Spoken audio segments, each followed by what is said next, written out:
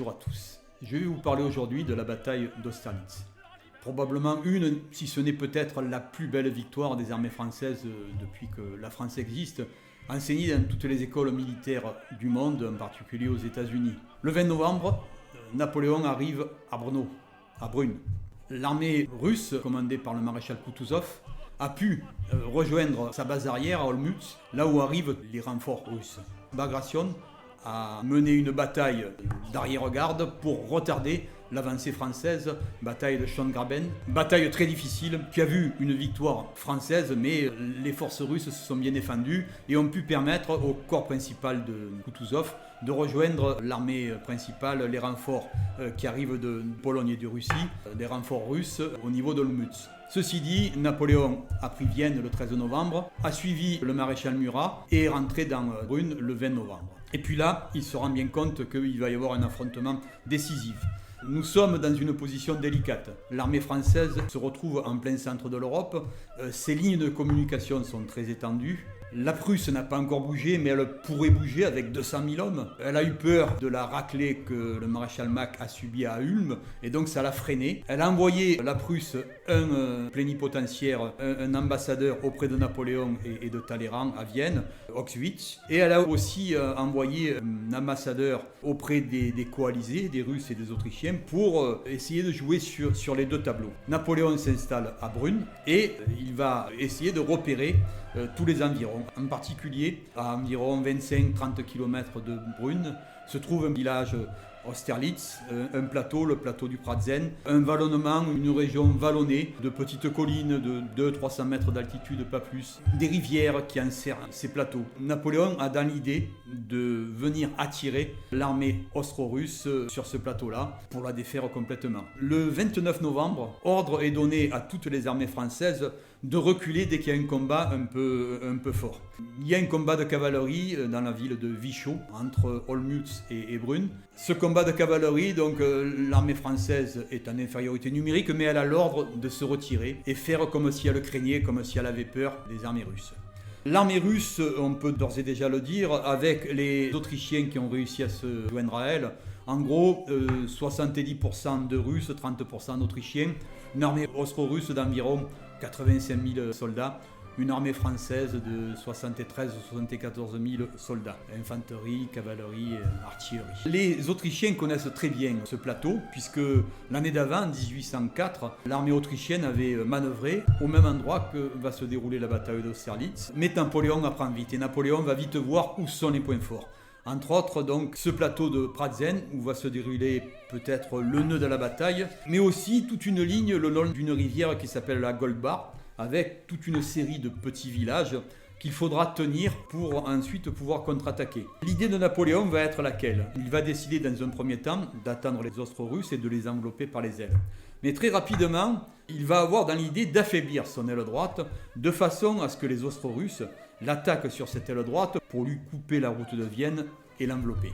Et c'est ce qui va se passer. Nous sommes le 30 novembre, le 1er décembre, les armées se mettent en place. Davout va envoyer sa division Friant, qui va faire 112 km en 48 heures pour rejoindre le champ de bataille.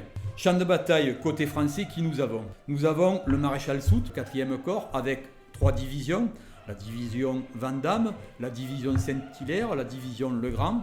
Nous avons le maréchal Lannes, avec 3 divisions également, la division Demont, la division Eper et la division Billy. Nous avons le 5e corps de Lannes avec 3 divisions, division Claparède, division Becker, division Valubert. Le corps de Bernadotte qui traîne comme toujours, comme à son habitude, un petit peu les pieds, avec 2 grosses divisions, Drouet et Rivaux. Elles interviendront dans la bataille, mais un petit peu vers la fin quand tout sera joué. Nous avons la garde et le corps d'Oudinot, c'est-à-dire les grenadiers réunis. On a réuni dans un même corps l'ensemble des compagnies d'élite, des régiments d'infanterie de ligne et des régiments d'infanterie légère.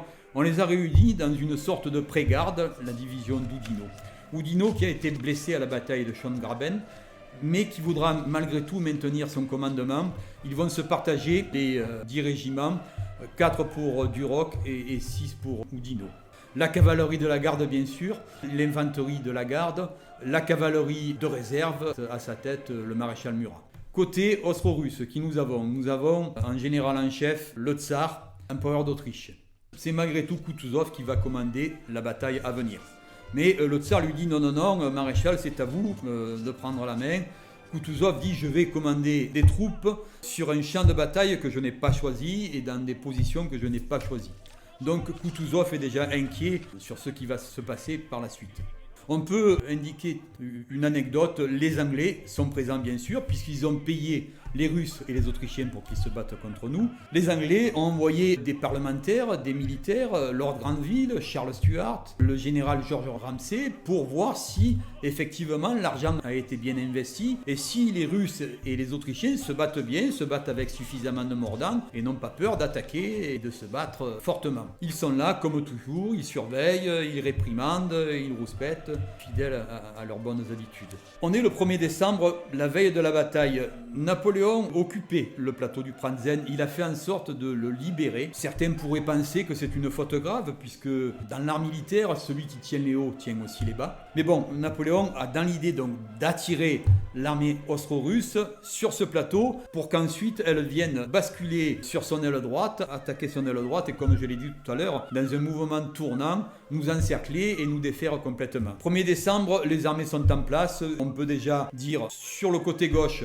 un point fort, le Santon, avec la brigade Claparède, le 17e léger, commandé par le général Claparède, de la division Suchet. Devant le Santon, 2 divisions, la division Becker et la division Valubert. Valubert qui sera le seul général qui sera tué pendant la bataille. Derrière la division Suchet, on a les cuirassiers d'Hautpoul. En avant de la division Suchet, la division de réserve légère du général Millot avec le 13e et le 22e chasseurs. À droite de la division Suchet, la division Caffarelli qui appartenait à l'origine au corps de Davout mais qui va être rattachée au corps de l'âne pour les besoins de la bataille. Comme beaucoup de divisions de cavalerie légère seront rattachées au nord de la bataille parce que c'est un endroit où on estimait que la cavalerie pouvait mieux manœuvrer. Il va en être ainsi de la division de cavalerie légère Kellermann du corps de Bernadotte qui sera détachée et mise sous les ordres du maréchal Murat et de la cavalerie de réserve. Derrière Caffarelli, cavalerie lourde de Dansuti, cuirassiers et carabiniers dans leur tenue de 1805. Ils n'ont pas encore la cuirasse qu'ils prendront en 1810 et qu'ils inaugureront pendant la campagne de Russie. Au centre, le maréchal Soult. 3 divisions, la division Vandamme devant le village de Jerzy-Kowitz. La division Saint-Hilaire devant le village de Kobelnitz. Donc division Vandamme, 3 brigades, la brigade Schiner, la brigade Ferré, la brigade Candras. Division Saint-Hilaire, 3 brigades également. La brigade Morand avec le seul 10e léger. La brigade Thibault, 14e et 36e de ligne. Et la brigade Legrand. La brigade Legrand va rester en arrière. C'est la brigade Legrand qui va tenir l'ensemble des villages qui sont dans la partie droite dans un premier temps. On dira Sokolnitz, Telnitz, pratiquement jusqu'à Menitz. L'arrivée de Davout se fera sur cette aile droite pour faire en sorte que cette aile droite qui a été volontairement affaiblie ne lâche pas, ne casse pas. 1er décembre donc, les Russes occupent le plateau de Pratzen au soir. Bagration arrive du côté de Saraposta du village de Pozorditz. Au centre, la garde russe est à Krenovitz, où se situe d'ailleurs le QG de l'armée austro-russe, du maréchal Kutuzov. Le plan austro-russe est simple. 4 colonnes vont descendre du plateau de Pratzen, plus une avant-garde d'Autrichiens commandée par le général Kienmayer. Le général Kienmayer va d'ores et déjà se positionner dès le 1er au soir en face du village de Telnitz, en avant du village d'Ojets. Il sera rejoint ensuite pour le jour de la bataille par le général Doktourov qui va commander donc cette première colonne, environ 7700 hommes. Dans un second temps, une deuxième colonne d'attaque commandée par un émigré français, le comte de Langeron, qui va donc commander cette seconde colonne, environ une dizaine de milliers d'hommes. Troisième colonne, maréchal Przybylewski, des Russes, qui commandera donc cette troisième colonne, 7700 hommes également. Quatrième colonne qui sera constituée par les troupes de Miloradovic Kolovrat. Miloradovic, un Serbe au service des Russes, Kolovrat, un Autrichien, seront affectés à cette quatrième colonne. Le mouvement des Russes, il est simple. L'avant-garde de Kienmayer, la colonne de Doktourov vont attaquer le village de Telnitz, le dernier occupé par les troupes françaises à l'extrême droite de notre dispositif. Langeron va attaquer le village de Sokolnitz. Przybylewski attaquera la faisanderie, qui est un bois à côté d'un château sur le village de Sokolnitz. La 4e colonne, Kolovrat Miloradovic. Kolovrat descendra et attaquera le village de Kobelnitz.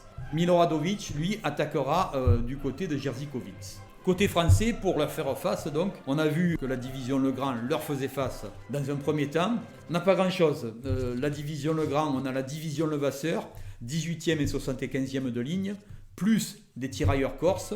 Ils vont rester au niveau de Kobelnitz. Dans un premier temps, le général Legrand va envoyer au village de Telnitz des tirailleurs du Pô. Souvent, ces tirailleurs faisaient brigade avec les tirailleurs corses. Il va installer le reste des tirailleurs du Pô à Sokolnitz. Puis rapidement, il sent qu'il y a des combats le premier au soir. Et il va envoyer un premier bataillon du 3e régiment d'infanterie de ligne épauler les tirailleurs du Pô au niveau du village de Telnitz. Le premier au soir, les armées se font face. Napoléon a déjà entendu quelques tiraillements du côté droit, du côté du village de Telnitz.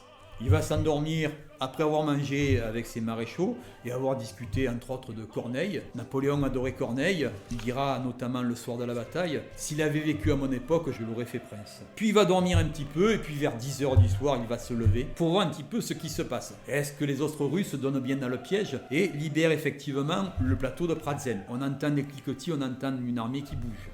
Napoléon veut s'en rendre compte par lui-même. Il va quitter le tertre de Zuran, où se trouve son état-major et son bivouac. Il va traverser le Goldbach. Il va traverser le petit ruisseau qui passe à Jerzy-Kovitz. Jerzy-Kovitz, il rencontre un peloton de dragons qui lui indique qu'effectivement, il y a des mouvements de troupes qui se dirigent vers la droite française. Il veut en savoir encore un petit peu plus. Accompagné de ses fidèles chasseurs à cheval de la garde, il va s'avancer en direction du village de Blasowitz et malheureusement il va tomber dans un parti de Cosaques qui vont le charger. Heureusement, les chasseurs de la garde commandés par Doménil vont le protéger. Napoléon va pouvoir, avec pas mal d'efforts et notamment dans la boue et dans la rivière, regagner son bivouac. À ce moment-là, il va traverser les bivouacs de la division Vandamme du corps de Soult, notamment le 46e de ligne. Un grenadier, le grenadier Archer, va le reconnaître, va dire « Messire, qu'est-ce que vous faites là ?» Il va allumer un flambeau, il va faire un flambeau avec des herbes, avec ce qu'il pourra trouver, pour éclairer la marche de l'empereur. Et puis d'un coup, ça va se propager sur tout le champ de bataille, sur toute la partie française bien sûr. Tout le monde va reconnaître l'empereur et va vouloir l'éclairer. Napoléon dira « C'est la plus belle soirée de ma vie ». Les soldats lui disent « Ne t'inquiète pas pour demain, pour l'anniversaire de ton couronnement. Nous te donnerons la victoire et tu n'auras pas besoin de t'inquiéter. Nous marcherons devant l'ennemi et nous l'aborderons à la baïonnette comme d'habitude. » Napoléon va rejoindre son bivouac. Les Russes et les Autrichiens pensent que les Français sont en train de brûler leur bivouac pour pouvoir s'enfuir. Donc ça les conforte dans l'idée que les Français ont peur des Austro-Russes et les Français ne tiendront pas devant l'armée coalisée. Dès le soir du 1er décembre, des combats commencent au niveau du village de Telnitz, à l'extrémité droite du champ de bataille. Le général Savary, envoyé par Napoléon, va venir constater par lui-même et le général Legrand enverra le 3e de ligne, un bataillon du 3e de ligne, renforcer le village de Telnitz.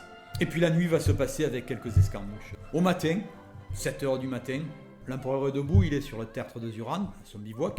Les fonds au niveau de la rivière de Goldbach, au niveau des villages de Jerzy-Kovitz, de Kobelnitz, de Sokolnitz, les fonds sont recouverts par la brume. Et ça l'arrange à Napoléon parce que les troupes de Soult qui vont pouvoir contre-attaquer le centre austro-russe, pour l'instant sont cachés des regards de l'ennemi. Il faut dire que le maréchal Davout est arrivé au monastère de Reigen. Il y est arrivé la veille au soir, le premier au soir, et vers 5h30 du matin, il reçoit des ordres dans un premier temps pour se positionner plutôt derrière le centre français du côté de Turas. Mais des soldats, des officiers qui sont en difficulté déjà du côté de Telnitz et Sokolnitz vont à la rencontre du maréchal Davout pour lui dire qu'ils viennent donner de suite un coup de main au village de Telnitz et Sokolnitz qui sont déjà attaqués par des forces importantes, donc l'avant-garde de Kienmayer, 5000 hommes, plus le corps de Doktorov derrière, 7000 hommes. Donc 12 000 hommes qui vont attaquer un bataillon du troisième de ligne, 4 bataillons en tout, donc ça fait pas grand chose, 1600 hommes dans le régiment, donc il y a 400 hommes plus quelques tirailleurs du Pô. On va envoyer le reste du troisième régiment s'installer et tenir le village de Telnitz. Le village de Sokolnitz n'est pas en reste aussi, on va y envoyer le 26e léger pour tenir ce village, plus le reste des tirailleurs du Pô, et 51 tirailleurs corses qui vont quitter le village de Kobelnitz pour venir prêter main forte. On peut mentionner aussi la présence d'une cavalerie, la cavalerie de Margaron. Margaron, c'est la cavalerie du corps de Soult, cavalerie légère. Dans un premier temps, ce ne sont que des chasseurs, mais dans un second temps arrivera de Vienne le 8e hussard du général Franceschi, qui en profitera à son arrivée de faire prisonnier 2 généraux russes, les généraux Wimpfen et Przybeski, mais on va y revenir. Donc 7h du matin, les combats commencent fortement en notre aile droite. Pour l'instant, le reste ne bouge pas. Napoléon a Soult sous la main. On attend un petit peu pour savoir ce qui va se passer. Le général Friant du corps de Davout part à 6h du monastère de Reigen et il va se diriger directement, puisque Davout lui en donne l'ordre, sur les villages de Telnitz et sur les villages de Sokolnitz. Dans un premier temps, 800-900 hommes, pas plus. Un bataillon du 108e régiment d'infanterie légère, l'équivalent d'un escadron du 1er corps de dragons, corps de Klein, mais pas plus que l'équivalent d'un escadron, on va dire entre 200 et 300, selon les archives, les chiffres varient. Et ils sont commandés d'ailleurs par un simple capitaine, le capitaine Ménard, donc c'est peut-être même pas la valeur d'un escadron. Pour les accompagner aussi, les voltigeurs, c'est-à-dire une des 2 compagnies d'élite du 15e régiment d'infanterie légère. Voltigeurs donc font partie des compagnies d'élite dans les régiments d'infanterie légère. Les soldats les plus costauds, ce sont les carabiniers, compagnie d'élite. Les soldats plus petits mais non moins courageux, ce sont les voltigeurs. Et les troupes de base, ce sont les chasseurs dans la légère. Ils vont arriver, mais ils n'arriveront pas avant 9h sur le village de Telnitz. Au moment où le 3e de ligne est en difficulté, ils vont dans un premier temps essayer de le soutenir, mais la poussée des Austro-Russes est forte et on va perdre vers 9h du matin le village de Telnitz. On peut citer cette anecdote malheureuse. Le 108e qui s'était avancé va être repoussé par une charge du Mussard de Hesse-Hombourg au moment où le 26e de ligne sera à son tour repoussé. Le 26e de ligne, voyant le 108e, ne reconnaissant pas un habit français, tirera sur le 108e de ligne et lui occasionnera quelques pertes. Le village de Telnitz va être pris dans un premier temps, mais ils ne pourront pas déboucher du village parce que les dragons de Boursier, environ 1000 dragons, vont venir se positionner à l'extrême droite du village et empêcher tout débordement des troupes austro-russes. À Sokolnitz, les combats vont être aussi très acharnés. On a vu que le 26e de ligne était déjà dans le village avec un petit peu d'artillerie en arrière. Va arriver la colonne de Langeron. Dans un premier temps, la brigade de Russes Olzouviev. Ils vont attaquer le village de Sokolnitz avec des combats très acharnés. Ils vont réussir, donc, comme je le disais tout à l'heure, à repousser le 26e de ligne. Mais le reste de la division Friant arrive, notamment brigade Locher, le 48e et le 111e de ligne.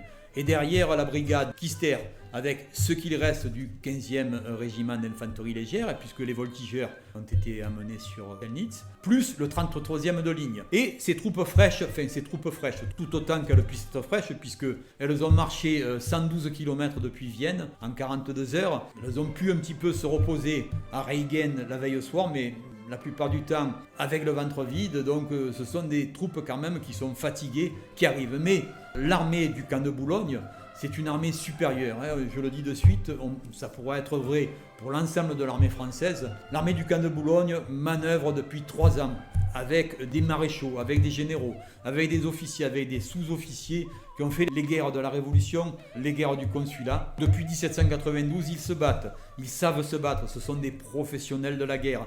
Et on verra que notamment dans le combat des 2 gardes, les Russes ne feront pas le poids. Il est 9h, 9h15, la colonne de Langeron va réussir à rentrer dans le village de Sokolnitz. Sauf au sud, le 48e régiment d'infanterie de ligne résistera et ne sera jamais rejeté du village de Sokolnitz. Par contre, Davout, bien sûr, est au courant de ce qui va se passer au centre. Il va se replier légèrement derrière les villages de Sokolnitz et de Telnitz sur une ligne de collines, va s'appuyer un petit peu sur de l'artillerie, va faire en sorte que donc les colonnes ennemies ne puissent pas nous contourner et déborder les villages. Et on va un peu souffler. Langeron, qui est un bon militaire, comprend qu'au centre, il se passe quelque chose. Sa seconde brigade, la brigade de Kamensky, va remonter sur le plateau du Pratzen parce que Langeron comprend que les Français attaquent au centre. Et effectivement, à 8h30 du matin, Napoléon dit à Soult, il vous faut combien pour couronner le plateau du Pratzen? Oh, sire, 20 minutes. Bon, vous partirez encore dans un quart d'heure, il sera temps. Donc vers 9h moins le quart, 9h moins 20, les troupes massées au fond du vallon du Goldbach, les troupes de Soult, la division Vandamme et la division Saint-Hilaire vont monter à l'assaut. La division Vandamme avec pour objectif le Star et Vinohrady, une petite hauteur où va se dérouler 2 heures après le combat des deux gardes. Et la division Saint-Hilaire va monter du côté du village de Pratzen. Mais dans un premier temps, on lui dit de pas s'occuper du village, même s'il est rempli d'ennemis, on le laisse tomber. On cherche de suite à couper l'armée austro-russe en deux et à occuper les hauteurs. Sauf que le 10e léger, qui monte en tête de la brigade Morand, le 10e léger va être attaqué par des troupes de Kolovrat qui, elles, se sont mises en mouvement pour descendre et percer le centre français. Donc les troupes vont se rejoindre à peu près au niveau du village de Pratzen et des combats acharnés vont avoir lieu. Sauf que dans un premier temps, les troupes françaises souffrent, notamment le 14e de ligne qui est à la droite du 10e léger, le 14e de ligne du colonel Mazas qui d'ailleurs trouvera la mort un petit peu après. Mais les Français se reprennent vite et quelque part vont réussir à enfoncer les troupes de Kolovrat à droite et les troupes de Miloradovic opposées au général Vandamme. La brigade de Kamensky qui remontait de l'extrême droite, parce que Kamensky et Langeron ont compris que les Français attaquaient sur le plateau, va venir renforcer les troupes de Kolovrat, mais elle sera battue elle aussi, notamment grâce à l'apport d'une grande batterie de 12, des pièces de 12, c'est le poids en livres de nos obus, donc des pièces qui envoient des obus de 6 kg et qui vont permettre de repousser le centre austro-russe, de le battre à plateau couture et d'occuper le plateau. Donc Saint-Hilaire à droite, Vandamme qui a réussi donc de son côté à repousser Miloradovic, va occuper le plateau. Donc il est à peu près 10h30, ça a été très rapide, même peut-être 10h. Vandamme, Saint-Hilaire occupent le plateau, et à droite, donc la pression s'est ralentie sur Telnitz et sur Kolnitz. Il se refait, il laisse un peu reposer ses hommes, personne ne bouge, personne n'ose bouger, les Austro-Russes n'osent plus attaquer. Davout se repose et attend un petit peu le résultat de la bataille au centre. À l'extrême gauche, les troupes de Lannes, les troupes de Murat vont avoir à combattre un corps important de troupes russes sous les ordres du maréchal Bagration. Maréchal Bagration, qui on peut le mentionner, la nuit de la bataille, alors que le général Weyrother, général autrichien, présentait le plan de bataille à l'ensemble des chefs de corps qui allait combattre le lendemain, Bagration ne s'est pas déplacé. D'ailleurs, les Russes disent Bagration. Kutuzov sera là, on est à Krenovitz dans la nuit de la bataille. Il s'endormira pendant la présentation. Seul le général Doktourov, qui commande donc la première colonne d'attaque, avec ses petites lunettes rondes, fera semblant de s'intéresser. Les autres ne comprendront pas trop ce qui peut se passer. J'ai oublié de mentionner que toute l'aile gauche austro-russe sera sous les ordres du général Buxhoevenden. À gauche, les combats vont attaquer. Il est 9h du matin sur la gauche, Lannes, Murat, la cavalerie de réserve et les forces de Bagration vont être au contact. Le prince de Liechtenstein, qui vient de rejoindre l'aile droite austro-russe, a passé la nuit sur le plateau du Pratzen, alors qu'il aurait dû passer la nuit du côté du village de Blasowitz. Ça va retarder l'attaque des 3 colonnes principales austro-russes et quelque part, ça nous aura bien arrangé. Ils auront attaqué les villages de Sokolnitz et de Telnitz avec pratiquement 1 heure de retard. Ça aura laissé le temps donc aux troupes de Friant, aux troupes de Davout d'arriver et faire en sorte que les troupes austro-russes ne débouchent pas derrière le village de Telnitz et de Sokolnitz. Il est 9h du matin donc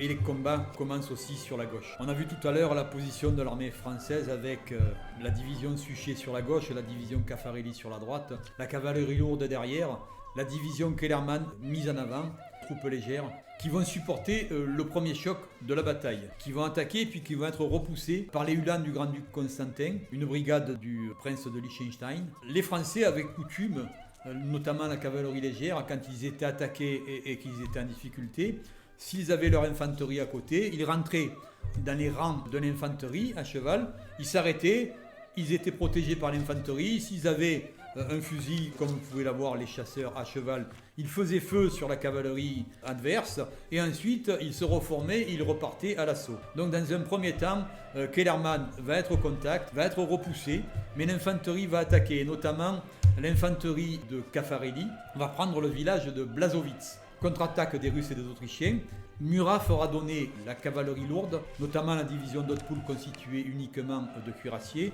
et la division Nansouty composée de cuirassiers et de carabiniers. Mais il est, on va dire, 9h30, 10h, les combats font rage aussi côté gauche de la bataille. On a vu que Vandamme et Saint-Hilaire ont pris le plateau. Ils sont suivis, mais à une assez grande distance, des deux divisions du premier corps de Bernadotte, la division Rivaux qui a pour objectif le village de Blasowitz et la division Drouet qui a pour objectif le Stare Vinohrady, c'est-à-dire venir appuyer la division Vandamme du corps de Soult. Traîne un peu les pieds, il est 10h30. Dans un premier temps, Liechtenstein va envoyer 2 régiments de cuirassiers, demandés par le maréchal Kutuzov, pour venir attaquer l'extrême gauche de la division Vandamme, c'est-à-dire le 4e régiment d'infanterie de ligne, aux ordres du brigadier Schiner, et le 24e régiment d'infanterie légère de la division Ferré. Ils seront repoussés, ces cuirassiers. Pourquoi ? Parce que le 4e de ligne et le 24e léger se trouvent dans des vignes. Et la cavalerie a souvent du mal à manœuvrer dans les vignes. D'ailleurs, Stare Vinohrady signifie la hauteur de la vigne vieille. Il y a des vignes un petit peu de partout. Et on pensera comme ça, même si nous sommes en Moravie ou vin de Bohême. Le 4e de ligne et le 24e léger se trouvent à l'aile gauche de la division Vandamme, repoussent ces 2 régiments de cuirassiers. Mais ils vont avoir du mal un petit peu après. Il est 11h du matin, Napoléon, suivi par la garde, arrive à son tour sur le plateau de Pratzen, qui a été pris donc par le corps de Soult. Il arrive avec sa garde, derrière les grenadiers d'Oudinot. À gauche commence à arriver la 2e division du corps de Bernadotte, la division Drouet, avec le 94e de ligne, le 95e de ligne et le 27e de ligne, 3 bons régiments. Mais il y a un espace entre Bernadotte et entre Napoléon, sa garde, la garde à cheval, la garde à pied, et cet espace est occupé par 2 régiments qui vont être chargés par la garde impériale russe. Garde impériale russe qui est en contrebas du champ de bataille du côté de Krenowitz, qui va monter sur le champ de bataille parce que c'est l'ultime espoir de l'armée austro-russe de contrer et de rétablir leur centre. Ils vont monter Krenowitz, Blasowitz et ils vont se diriger vers le Stare Vinohrady où se trouve donc Napoléon, la garde à pied et la garde à cheval, où se trouve la division Drouet qui arrive du corps de Bernadotte et où se trouvent ces régiments avancés, le 4e de ligne et le 24e léger de la division Vandamme. Ces 2 derniers vont être chargés dans un premier temps par la garde à cheval russe, les gardes à cheval, autrement appelés parfois cuirassiers, qui vont charger le 4e de ligne, qui a le temps de se mettre en carré. La technique, la tactique principale d'une infanterie chargée par de la cavalerie. Le premier escadron des cuirassiers à cheval, des gardes à cheval russes, on les appelait cuirassiers mais ils n'avaient pas la cuirasse. Le premier escadron des gardes à cheval russes va être repoussé grâce au feu, au tir du carré français du 4e de ligne. Le problème c'est qu'ils n'auront pas le temps de recharger, ils vont être chargés par la 3e compagnie du 2e escadron de garde à cheval russe commandé par le lieutenant Khmelev et notamment le cavalier Olmenchenko et d'autres de ses camarades vont réussir à pénétrer dans le carré français, à sabrer, à le mettre en grande partie en difficulté voire même en déroute. Le 4e de ligne va donc repousser le premier escadron des gardes à cheval par un tir nourri et réussir à lui prendre l'aigle qui était tenu par le sergent-major Saint-Cyr qui sera blessé fortement et qui perdra son aigle. C'est la seule aigle qui sera perdue par l'armée française au cours de cette bataille. Le major Bigarré, qui commande le 4e de ligne, en sera mortifié. Aigle qui sera prise donc par les Russes. Napoléon voit ça, il a à côté de lui Bessières qui commande la garde. Et Bessières dit on va avoir une affaire de cavalerie. Pourquoi ? Parce qu'une infanterie qui est chargée par de l'infanterie, qui est repoussée, ne se retourne pas. Par contre, une infanterie qui est repoussée par de la cavalerie a tendance à se retourner. Pourquoi ? Parce qu'à tout moment, ils se disent il y a un cavalier qui va me rejoindre et qui va me couper la tête avec son sabre. Donc les soldats qui fuient en se retournant, fuient devant de la cavalerie. Berthier, qui ne voit pas bien, dira à Napoléon « Oh, regardez, sire, tous ces prisonniers qu'on vous amène. Mais Napoléon comprend que ce sont ses troupes qui sont en déroute. Laissez-les courir, ce n'est pas un souci. Le 4e de ligne et le 24e léger, qui sera lui aussi mis en déroute, se reformeront un peu plus tard, rapidement d'ailleurs, et reviendront au combat. Par contre, Napoléon va dire à Bessières, il faut rétablir la situation. Tu as la cavalerie de la garde, rétablis la situation avec la cavalerie de la garde, puisque la cavalerie en face, c'est la cavalerie de la garde russe, donc garde à cheval, chevalier garde à cheval, de l'infanterie aussi, des régiments célèbres, Semenovski, Preobrazhensky, Izmaïlovski, de l'artillerie russe aussi qui est là, qui est présente. En seconde ligne, les grenadiers du corps, les cosaques de la garde ou les hussards de la garde, mais eux n'oseront pas trop se frotter à la cavalerie française de la garde et ils n'interviendront pas dans le combat des deux gardes. Nous avons donc en face les gardes et les chevaliers gardes à cheval, environ 2000 hommes. Bessières, donc la cavalerie de la garde, ce sont les grenadiers à cheval, 706 chevaux noirs, parce qu'ils étaient montés sur des chevaux noirs, grenadiers à cheval aux ordres d'Ordener. Vous avez les chasseurs à cheval de la garde aux ordres du colonel Morland, 375 hommes. Vous avez aussi un petit groupe de mamelouks, entre 40 et 50, qui combattent toujours avec les chasseurs à cheval de la garde.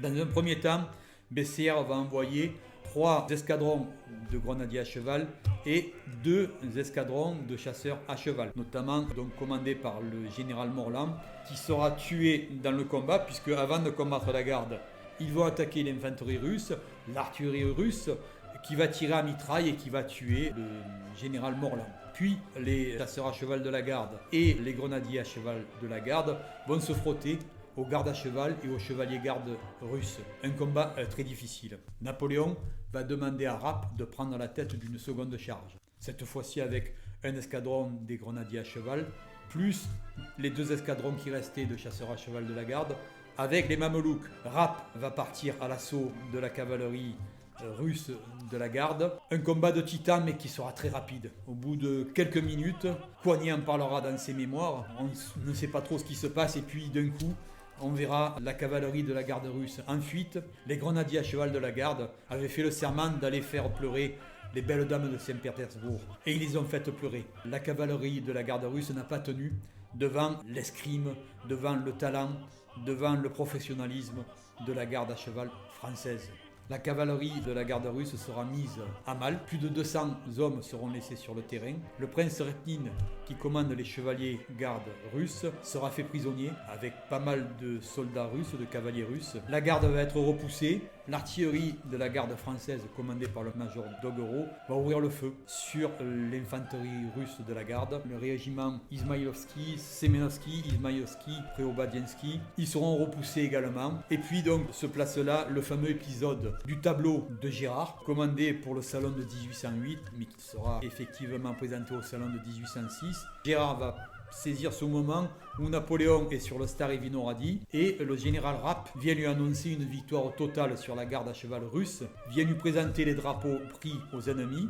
En tout, dans la bataille, il y aura 46 drapeaux russes et autrichiens pris à l'ennemi, 26 drapeaux russes, 19 drapeaux autrichiens. Je reviendrai ensuite sur ce tableau de Gérard. Donc au centre, le dernier espoir austro-russe disparaît. La garde impériale russe est repoussée complètement. À droite, les divisions Vandamme et Saint-Hilaire peuvent se retourner et peuvent aller prendre à revers les colonnes d'assaut austro-russes qui nous ont attaqués le matin sur notre côté droit. La division Vandamme va bloquer un petit peu à l'est d'Augiez, du côté de Birnbaum, une retraite russe de ce côté-là. La division Saint-Hilaire va venir attaquer et prendre en revers les troupes de Langeron, les troupes de Przewalski, les troupes du général Wimpfen, les troupes de Kienmayer, les troupes de Doktourov. La division Saint-Hilaire va les prendre en revers et donc Davout, la division Friant et la division Legrand vont elles aussi partir de l'avant et attaquer ces divisions qui les ont fait tant souffrir le matin de la bataille. À gauche, Bagration recule aussi.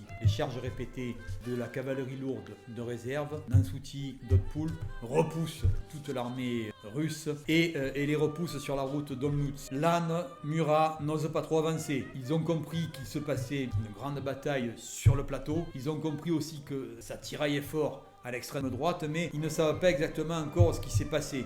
Donc ils avancent doucement, d'autant plus qu'un major autrichien, le major Fierenberger, va venir bloquer la route d'Olmütz avec son artillerie, une artillerie puissante, et va protéger la retraite des troupes de Bagration en direction d'Olmütz. Bagration n'est pas passé, on l'a contenu, on l'a repoussé, on l'a battu. Au centre, on a battu la garde et les troupes de Miloradovic Kolovrat.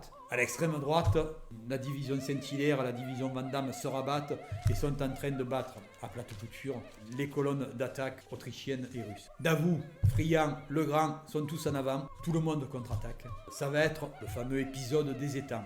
En fait, un épisode très imagé. Ces étangs, ce sont tout simplement des viviers à poissons. Ils ne sont pas très profonds, 1 mètre de profondeur, pas plus. C'est vrai qu'ils ont été gelés. Les troupes s'engagent malgré tout sur ces étangs gelés. Les canons ne pourront pas passer. On trouvera surtout des canons dans ces étangs gelés, parce que la glace va craquer. Mais très peu de morts. Je crois qu'on a retrouvé 2 corps en tout et pour tout. Par contre, ça empêche les troupes austro-russes de se replier vers le sud-est. Et elles vont avoir du mal à quitter le champ de bataille. Elles vont être chargées, entre autres, donc par Vandamme, par Saint-Hilaire et aussi par la division Boyer, ex-division Beaumont, mais le général Beaumont était malade. Il est remplacé par le général Boyer. 6 régiments de dragons, notamment le 9e régiment de dragons, où se trouve Marie-Thérèse Figueur, une femme qui combattait dans l'armée française et entre autres avec les dragons. On pourrait mentionner aussi dans le 40e de ligne, dans la brigade Becker de la division Suchet, le chien Moustache, qui était un petit peu la mascotte du régiment du 40e de ligne, qui a accompagné le 40e de ligne pendant des années et qui ira mourir le pauvre pendant la campagne d'Espagne en 1811. Mais il est dit que le jour d'Austerlitz, il s'est battu contre un dog allemand autrichien et il aurait mis en fuite, il aurait sauvé d'ailleurs l'aigle du régiment. Il est 14h, 15h, les combats vont durer jusqu'à la nuit. D'ailleurs, les chasseurs à cheval de la garde vont descendre eux aussi côté droit de la bataille pour prendre part à la curée sur les colonnes austro-russes. Ils vont les combattre du côté de Telnitz, de Menitz. Et puis la nuit va arriver, pas mal de troupes pourront s'enfuir, notamment donc du côté de la route de Hongrie. C'est une victoire à plate couture de l'armée française, victoire à plate couture due au génie de Napoléon, qui a fait en sorte de mener l'ennemi là où il voulait qu'il soit. Donc il a délibérément affaibli son centre, il a délibérément affaibli son aile droite pour que les Austro-Russes l'attaquent sur ce point. Alors c'est sûr qu'il fallait que les troupes tiennent. Il faut dire qu'en tout et pour tout, au meilleur de la journée, on n'a pas eu plus de 10 000 hommes à droite pour tenir contre pratiquement 40 000 ennemis. Donc on s'est battu à 1 contre 4. Mais là encore, la supériorité de l'armée française en 1805 jusqu'en 1806 sera énorme. Le professionnalisme acquis au camp de Boulogne fera la différence. Et d'ailleurs, tous les soldats ennemis qui ont témoigné, tous les officiers ennemis qui ont témoigné, généraux, etc., diront que l'armée française de l'époque leur était grandement supérieure. C'est le soir, Napoléon ira coucher à Staraposta, dans une auberge célèbre encore aujourd'hui. Le lendemain, les troupes russes qui se sont enfuies, les Russes vers Olmütz et vers la Pologne, les Autrichiens vers la route de Hongrie, seront poursuivis. Le 4 décembre, Napoléon rencontrera l'empereur d'Autriche, François II. Alors François II du Saint-Empire romain germanique, François Ier, empereur d'Autriche.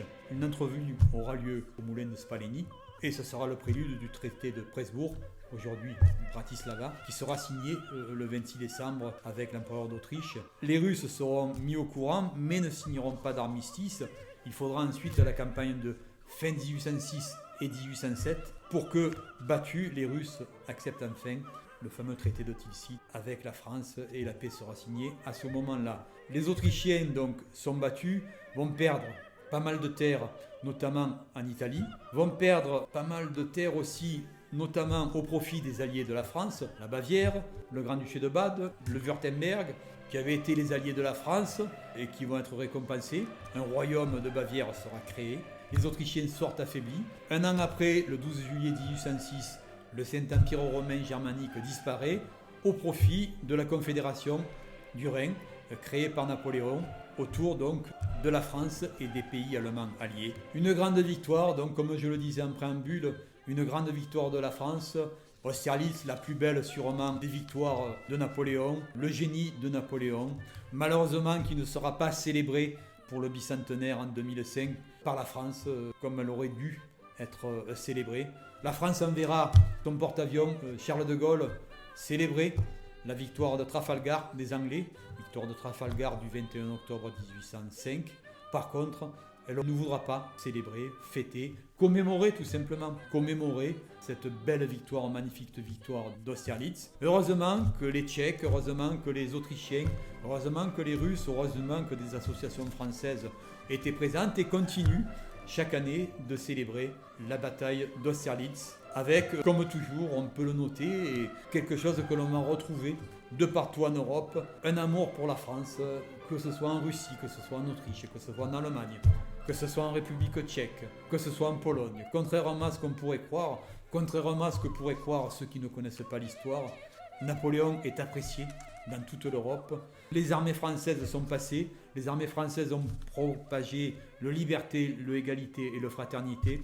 Nous ne nous trompons pas de combat. Napoléon, c'est un général de la Révolution. S'il y a guerre à l'époque, c'est une guerre à mort entre les idées de la Révolution et les idées de l'ancien régime. S'il y a guerre à l'époque, c'est que l'Angleterre comprend que Napoléon sera un adversaire important, un adversaire économique, et l'Angleterre va tout faire pour abattre la France. 6 coalitions financières payées par l'Angleterre contre la France. L'Angleterre sera quasi ruinée, il faut le dire, en 1815, mais elle aura la chance de gagner à Waterloo, avec surtout l'aide des Prussiens, et l'Angleterre dominera ainsi l'Europe au moins jusqu'à 1918. Un petit mot sur le tableau de Gérard. C'est le moment où Rapp, qui vient de battre à plate couture la garde à cheval russe, et d'ailleurs l'infanterie de la garde également, plus l'artillerie de la garde, c'est le moment où Rapp vient présenter les prisonniers, viennent présenter les drapeaux pris à l'ennemi à Napoléon. Napoléon au centre du tableau, montant sur son cheval blanc, le Fayoum, suivi par son état-major. Rapp arrive, le sabre cassé, il est blessé. Au premier plan, on voit l'officier Apraxine, un russe, qui n'a pas voulu abandonner ses canons. Il a été fait prisonnier par les troupes françaises. Napoléon lui dira « Ne pleurez pas, il n'y a pas de honte à être battu par des Français ». À gauche, on voit sur le tableau le mamelouk Bagdoun Mustapha, qui était connu dans la garde pour son courage et sa férocité, qui était désolé parce qu'il avait repéré le frère du tsar de Russie, le grand-duc Constantin, qui était à la tête de la garde. Il avait voulu lui couper la tête, il y avait chevauché après. Le grand-duc Constantin, pour s'en sortir, avait tiré sur son cheval, l'avait blessé. Et donc, Bagdoun Mustapha était revenu vers Napoléon en disant qu'il était désolé, dans un petit charabia, en disant « Moi, vouloir te rapporter la tête du grand-duc Constantin ». Et Napoléon lui avait dit « Vas-tu te taire, vilain sauvage ». On voit aussi un chasseur à cheval de la garde, à gauche du tableau, qui est manifestement blessé, qui a été percé par une balle, mais qui a la force de revenir avec un drapeau pris à l'ennemi et qui va mourir aux pieds de Napoléon. On voit aussi derrière l'infanterie de la garde qui avance. Gérard les a fait figurer sur le tableau alors qu'ils n'ont pas combattu. Napoléon ne voulait pas qu'ils soient en reste, donc ils seront aussi sur le bateau. Donc on voit à l'extrême droite des grenadiers appelés de la garde. Ils seront là sur le tableau. On voit que les combats continuent à l'extrême gauche. On voit un grenadier à cheval de la garde française qui se retourne et qui regarde où en sont les combats. Donc un tableau qui sera réalisé par le peintre Gérard, qui devait être présenté donc au salon de 1808 et qui ne sera présenté qu'au salon de 1810. Un beau souvenir célèbre de cette bataille magnifique. Voilà ce qu'on pouvait dire aujourd'hui sur la bataille d'Austerlitz. Cette vidéo est réalisée dans le cadre des activités de la Société napoléonienne aixoise, dont je fais partie. Nous étions d'ailleurs à Austerlitz pour soutenir nos troupes vaillantes contre l'ennemi. Un souvenir inoubliable, magnifique, merveilleux, extraordinaire. Merci donc de nous avoir écoutés. Bienvenue si vous habitez dans la région à la Société napoléonienne aixoise. N'hésitez pas à nous rejoindre. Nous avons des jeunes qui sont très dynamiques et qui n'hésiteront pas à vous guider. Et des anciens comme moi qui vous apporteront une certaine connaissance. On compte sur vous pour venir nous rejoindre et à la prochaine vidéo. Et n'oublions pas, vive l'empereur!